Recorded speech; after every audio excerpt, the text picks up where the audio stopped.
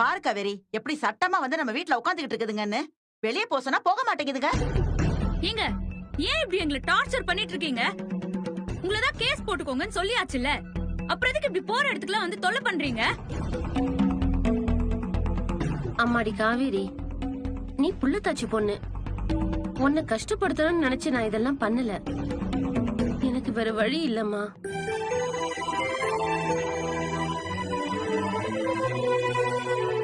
எங்களுக்கு போறதுக்கு வேற இடமும் இல்ல. எங்களுக்கு சேர வேண்டியதை நீங்க கொடுத்துட்டா அத வச்சு நாங்க எங்க கடனை அடைச்சுக்குவோம். அதுக்கப்புறம் எங்க வாழ்க்கைய நாங்க பாத்துக்குவோம்.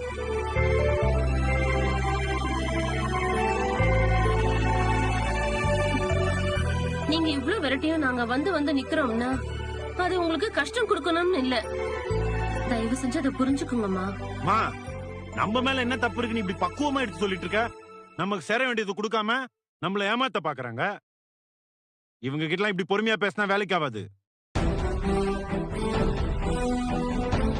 இங்க பாருங்க, எங்களுக்கு எங்க சொத்து வேணும் இல்லையா?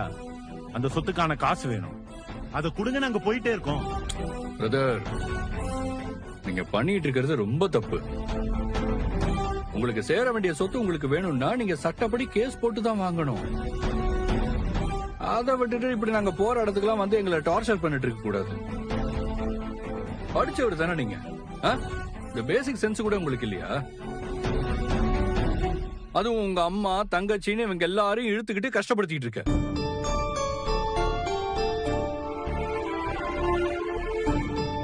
கொடைக்கானல் வீட்டுல பங்கு வேணும்னு கிளைம் பண்ணீங்க. அதனால அங்க நின்னு சண்டை போட்டீங்க. ஆனா நீங்க எல்லாம் இங்க வரவே கூடாது. அதுக்கான ரைட்ஸும் கிடையாது உங்களுக்கு. இததான் மாப்பிள்ள நானும் சொன்னேன். இதுங்களுக்கு சூடு சொரணன்னு எதுவுமே இல்ல போல.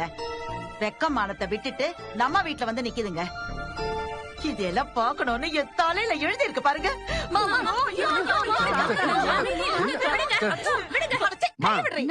அக்காவால அக்கா கொண்டு வேண்டி ஒண்ணு மனுஷாடி நீ. என் பொண்ணுங்க ரெண்டும் மாசமா இருக்குதுங்க. உங்களால அதுங்களுக்கு நிம்மதியே இல்லடி. ஏதோ அக்கறை இருக்கிற மாதிரி நடிக்கிறியோ? ஐயோ அக்கா, நான் நடிக்கலாம் இல்லக்கா. என் நிலைமைய புரிஞ்சுக்கோங்கக்கா. என்னடி நிலைமை? என்ன நிலைமை?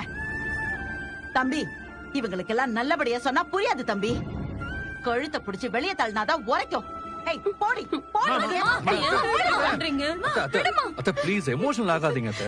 கோவப்படாதீங்க. அப்புறம் இந்த பிரச்சனை மொத்தமா வேற மாதிரி மாறிடும். ஒரு நிமிஷம் இப்படி வாங்க.